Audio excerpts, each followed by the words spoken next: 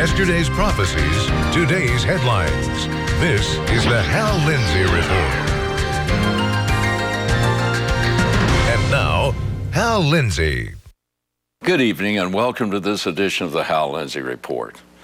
On this program, I've previously documented the terrible anti-Christian atmosphere pervading university campuses around the world. But the problem is far greater than that. Those who have made the destruction of Christianity their life's work have successfully exported their propaganda down to the lower grades. That's one of the reasons young people are leaving the church in such massive numbers.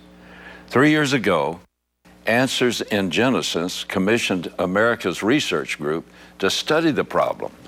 They published their findings in the book Already Gone by Ken Ham and Britt Beamer. For years, people have assumed that young people were leaving the church during their college years. But in fact, kids are leaving the church much earlier. Almost 90% of them were lost in the middle school and high school. By the time they got to college, they were already gone. About 40% are leaving the church during elementary and middle school years. Think about that. 40% of our children are leaving the church before they even reach high school. When talk turns to education in America, it's almost always with a deep tone of despair. We've known for a long time that U.S. students are falling behind the rest of the world. It's true that there are tremendous problems in American education, but the negative claims have often been exaggerated for political purposes. Through the years, there have been many supposed solutions. Among them, whole child, outcome-based education, no child left behind, race to the top, and now Common Core. But they each sound a similar theme.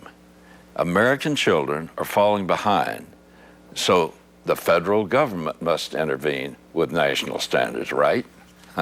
Apparently, they're worried that the folks in Nebraska or Texas, if left on their own, will let their school children get away with playing hooky.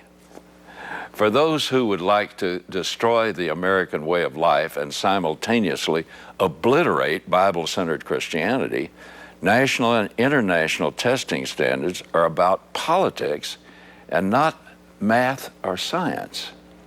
Charlotte Isserbeit was an advisor to the Department of Education under President Reagan. In her book, The Deliberate Dumbing Down of America, Isserbeit said, "As an American who had spent many years working abroad, I had experienced traveling and living in socialist countries. When I returned to the United States, I realized that America's transition from a sovereign constitutional republic to a socialist democracy would not come about through warfare with bullets and tanks, but through the implementation and installation of the system in all areas of government, federal, state, and local. The brainwashing for acceptance of the system's control would take place in the school through indoctrination and the use of behavior modification. The ultimate goal of education is no longer a well-informed, thoughtful citizenry. In fact, it's just the opposite. It's about creating a compliant citizenry that defers to the authorities on everything. Common Core is supposedly voluntary, but the nationalized tests are all built on Common Core curricula. They use those tests to decide which kids get into the better colleges. They also use them to judge school and teacher effectiveness. In states that reject Common Core, of which there are now only 5, kids are taught how to answer Common Core-based test questions. Ultimately, low test scores will put those states at risk of losing federal funds. But standardized tests have an inherent weakness. They encourage memorization aimed at scoring high on the tests, but not long-term learning.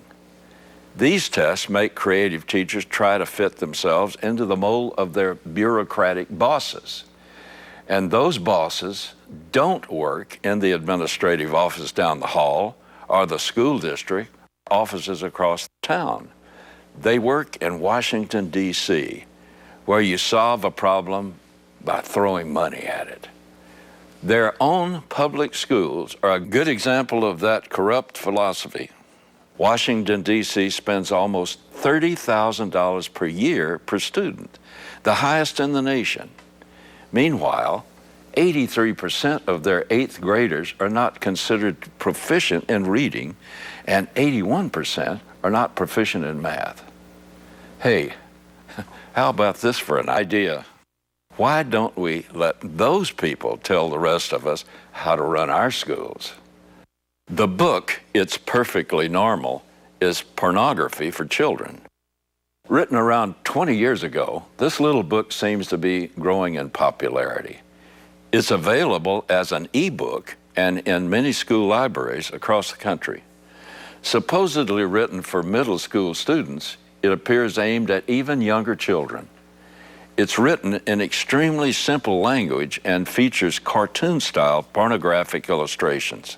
It even describes alternative sexual lifestyles in detail. By middle school, kids have vast access to pornography. If not at home, then in their friends' homes.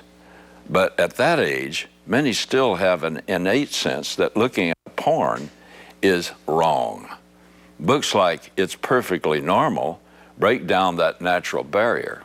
A child begins to question, how can it be wrong? They give it to us in school. Pornography is highly addictive. It rewires the brain, and it changes a boy's attitude toward women, making females objects of desire and pleasure and lust, disposable and not fully human. It also conditions heterosexual men to look more favorably on same-sex marriage. An article in the Washington Examiner said, a new scholarly analysis suggests that the more straight guys, especially those who are less educated, watch pornographic videos, the more they warm to same-sex marriage. The reason? Porn opens their mind up to accepting non-traditional sexual situations, like gay sex. Notice the target, the less educated. At best, a middle schooler has only an 8th or 9th grade education. That makes them sitting ducks for the conditioning. 2 Thessalonians chapter 2, verse 3 speaks of a falling away, or literally the apostasy, coming in the end times. 1 Timothy chapter 4, verse 1 says, but the Spirit explicitly says that in latter times some will fall away from the faith, paying attention to deceitful spirits and doctrines of demons. For a look at some of those deceitful spirits, watch films and television aimed at the young. Listen to their music and watch them play their video games of choice. But most of all, look at their textbooks and educational videos.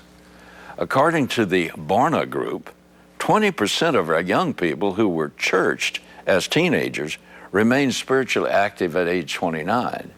Many parents today live in fear of the deadly traps that await their children.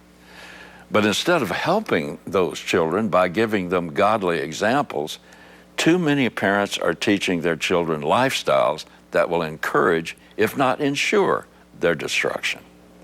When studies say a young person is churched, they mean that the teen attended a certain number of church-sponsored meetings, sometimes as little as one per month.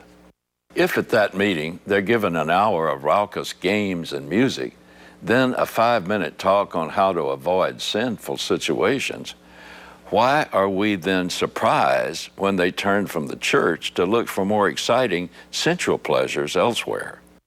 If, however, they are taught God's Word, if they understand the miracle, the truth, and the power of it, if they are powerfully confronted with Jesus Christ, who can save them to the uttermost, and if they become His disciples, then they will battle to avoid sin. They will read the Bible for what it is, the Word of their Creator. Please don't misunderstand me. Even a minor Christian influence can be positive, but don't be satisfied with teaching your children a sort of Christianity light. Proverbs 22:6 gives every parent a promise. Train up a child in the way he should go, and even when he is old, he will not depart from it. Train up a child implies more than just sending them to kids' church on Sunday morning. Don't leave your child's education fully in the hands of the educational establishment. Instead, make disciples, and they may someday turn the world upside down for Christ. I'll be right back. 2 weeks ago, David and Jason Benham lost their HGTV television show. But it wasn't because of bad ratings. They were fired before they even shot the first episode. Right Wing Watch, a subsidiary of the anti-faith group People for the American Way, published an expose accusing the brothers of being against same-sex marriage. At least that's how the mainstream media is telling the story. The actual article at Right Wing Watch targets their minister father, Flip Benham, more than the brothers. The liberal Huffington Post reported the program was scrapped after Right Wing Watch reported on the Benham family's long-held anti-gay and anti-choice views. So the Benham family was accused of being pro-life and pro-family, and the brothers' program was canceled. The show itself had nothing to do with abortion or the homosexual agenda. It was about real estate, planned as a good-natured, fun, and informative reality show. But this isn't about them presenting their views improperly. It's about punishing them for those views. It's about preventing people who espouse biblical values from gaining any level of prominence and credibility that they might use to further those values. The notoriety of being fired has given the brothers a measure of fame, but other than among Christians, their credibility is shot. If they had been allowed to broadcast a program in which they appeared as themselves, viewers would have gotten to know them and like them. Then, whenever they spoke up for a biblical standard, watchers of the show would know them as good and decent young men, not motivated by hate, but by love of God, country, and their fellow human beings. It's Satan's tactic to kill newborns before they can grow into what God intended them to be. Shortly after they lost the TV show, SunTrust Bank revoked the preferred broker status of Benham Brothers' small real estate business. Thankfully, a swift and severe public backlash against the bank caused it to back down. Notice how stepping outside the lines of political correctness doesn't just cost votes for politicians, but dollars for businessmen. The Bible describes a day when people won't be allowed to buy or sell anything unless they hold politically correct views, as shown by a willingness to carry the mark of the beast on their hands or foreheads.